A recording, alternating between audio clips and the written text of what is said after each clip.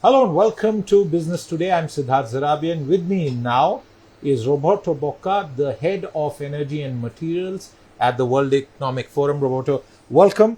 We are sitting down for this conversation literally just an hour or so after President Trump's address to the World Economic Forum. Several points that came out, but let's focus on the energy bit. And I want to begin by asking you, are we at a moment in time in history where the path forward towards clean energy and the energy transition, as it is called, is likely to now be impacted and undergo some change due to a new policy approach in the United States of America?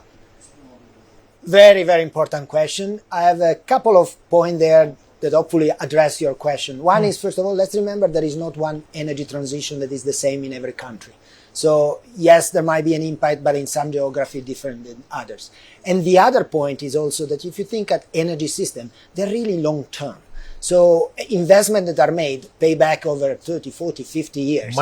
Multi-decades. And so yes, definitely there will be some impact, but where and how long, this is a question mark. Where does the transition stand, independent of what seems to be, where do we stand in terms of the goals that the world and countries and economies have set for themselves? Look, we are doing an index at the forum that every year measure the ranking of countries in how they are doing in the transition. And what we have seen that there are good progress, there are progress, in particular in the hard-to-abate sector. So those aluminium, steel, cement, oil and gas, chemical, etc. There is progress, but it's not fast enough. So where do we stand? We stand in progressing, but not fast enough. What about emerging economies and particularly India? How does India shape up in that index that the forum does? India is doing amazing progress, and there is a vision, there is a plan. And what we see, the most successful countries over the years are those that have put a vision and then they put policy and framework in place, what we call the enablers. So framework for investment, policy that enable investment to come and realize the deployment, if you like, of energy system. So I think India is very well positioned, but it's really tough because, as we said, we have to go faster. The plan of India are amazing and some of the implementation are already very, very good. Since you spoke about the challenges, one of the challenges in the Indian context is also the supply chain that is connected to renewable energy. A lot of indigenization has happened. The government of India it provides policy support, which is part of the PLI schemes. For a country like India, where access to minerals, rare minerals, materials could be a crucial issue, do you think that access is likely to change? Is that going to be impacted on account of rollbacks of policies elsewhere? Look, the materials, and it's a very good question because the materials are a fundamental part of the energy transition. You need a lot of materials for this energy transition. And of course, where these materials are located, originated, mined, but also where these are processed is very important. So I think more and more countries are realizing the importance of this. And if they don't have the resources, they can anyway have the processing capacity and the manufacturing capacity. So I think these are the opportunities there are also as a business, creating an employment opportunity in different countries. So I think many countries will be adapting to this new reality of how important are the minerals and the material for the energy transition. What's the likely impact on Europe going to be? Europe, in terms of the switch, has been a leader in many economies, but is this going to change? Because in the US we are already seeing energy stocks responding pretty positively to these announcements. Tech stocks have rallied. President Trump has promised tax cuts as well. What is the impact on Europe going to be? Yeah, I think that in some of the conversation also this week, there was really a bit of a push on Europe to maybe wake up, a push to Europe, say, okay, what are you going to do to be competitive in the world of today? And so I think this will be some of the challenge that Europe has been facing already for a few years, because since the invasion of Ukraine, the price spiked. And so the primary concern in Europe was not so much the sustainability, but much more the security. Basic supplies. Basic supply, security, national security. And do you see that situation improving? So I really think that in the world of today, the policymakers are really realizing what we call the energy trilemma is important. You can't focus only on sustainability if you neglect security or equity. Affordability of energy, security, and if you like, sustainability are the key three elements. So I think Europe is building resilience to it, but and many other countries are doing this. One of the things about the AI revolution that is underway is the demand for energy, massive amounts of energy. In the United States, they're doubling down on AI. There's been a policy announcement there as well. Cheaper energy feeding into power guzzling systems.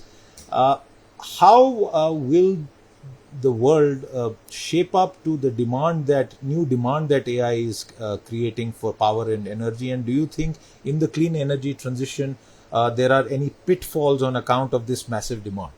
So it's interesting. First of all, let's put it in context. Yes, there is demand for data center and AI, but the demand for cooling is higher than that. Demand for electric vehicle is higher than that. So it's in overall scheme of things, there is an increase, but it's not a doubling, if you like, right? So there is an increase, but it's not dramatic. That's point one. Point two, let's remember that also artificial intelligence help energy efficiency and can help really optimization of the energy systems. So on one side, there will be more requests for energy, but on the other side, there will be also optimization of energy system. So those two, on the global space, might find a balance. Of course, in some localized region where there will be this data center, the spike of energy will be high in the short term. And that will be something to be managed and will be challenged. So you would expect the data center will go where they can find cheap, reliable, stable energy tomorrow.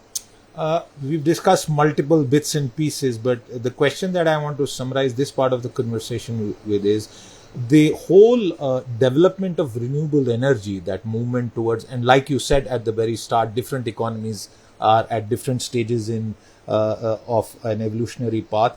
Is renewable energy going to slow down, particularly in the United States? Because I believe that will also impact equipment manufacturing and supplies.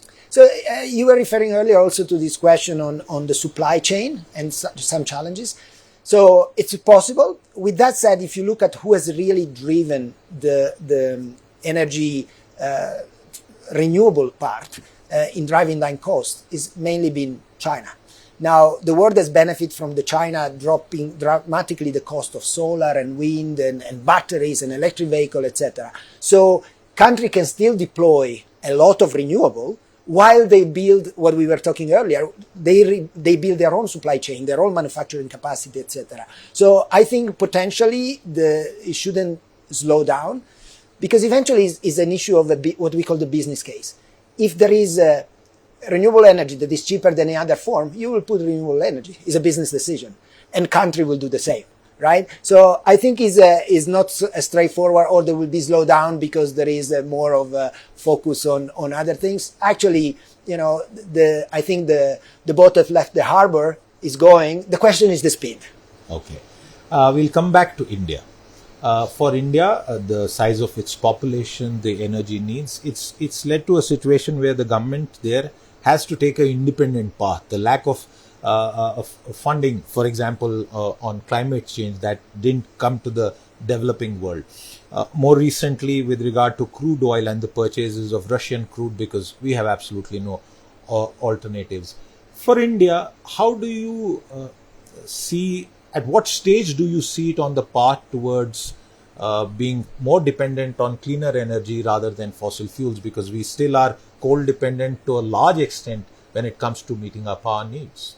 Yeah, this is a very good point. And today, actually, I was interacting with one leader from India, and we were talking, the classical things, so much coal, etc. Yeah, and there will be coal until it's needed. But in the meantime, other form of energy that are less emission intensive will take over. So it's really going to be a transition. It's not going to be a switch. And that's what is important. The question is how you accelerate that transition. And in my view, India is a fantastic plan. I also think that, the target of the net zero that the country has put to itself can be beaten when we consider also what AI might bring. New technology that we still don't know today even might be accelerated thanks also to AI and technology evolution in general. We had a lot of session here talking about fusion. Some people were saying already by 2035 that could be fusion solution. Now, I'm not saying that will happen, I don't know, but it's very interesting the debate on nuclear fusion, nuclear SMR, nuclear mainstream, if you like, and nuclear fusion is coming up as well.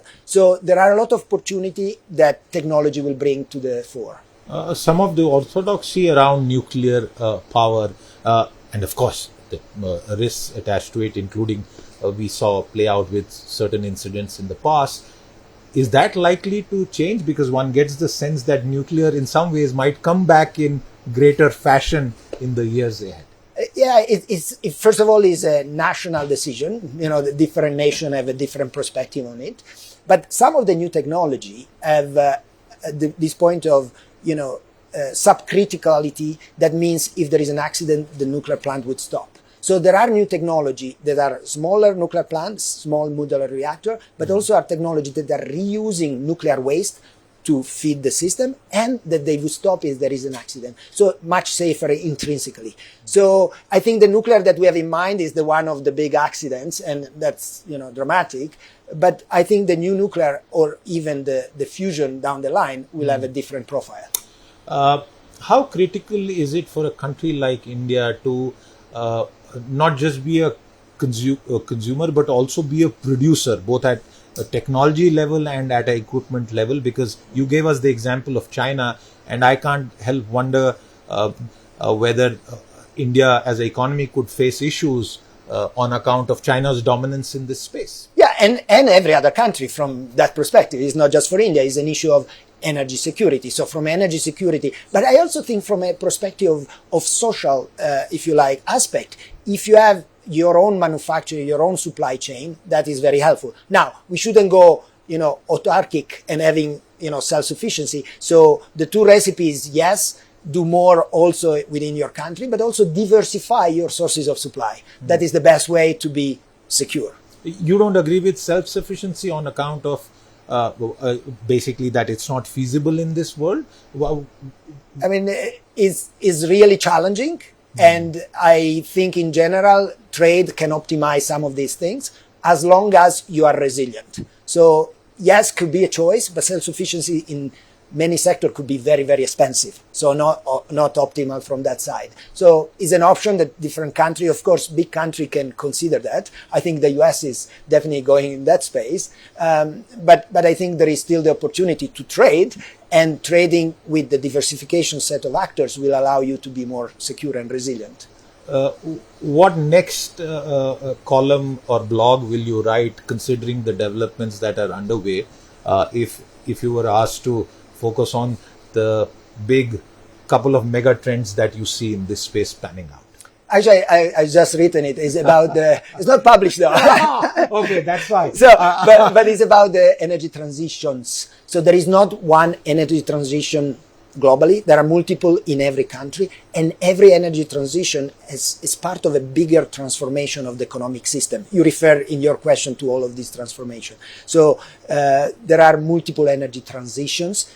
Each country will go at its pace. Some country might make choices on nuclear or on self-sufficiency or on other elements. But really, this is what is very interesting. And what we do as the forum, what we are trying to do is to identify those best practices that can be shared. Not necessarily copy, and replicate it the same, but there are a lot of best practices already happening. And that's what I think is giving us a lot of hope for a good and fair and bringing prosperity energy transition. I look forward to reading that, because it's clear that every country, especially large countries like India, will have to arrive at models that are uniquely suited to their own conditions, and it can't be a one-size-fits-all approach. The United States of America going in one direction, Make in America, the new slogan there, and we know the kind of strength that China has, and therefore in that kind of scenario, for India, which already has certain goals with regard to the energy transition,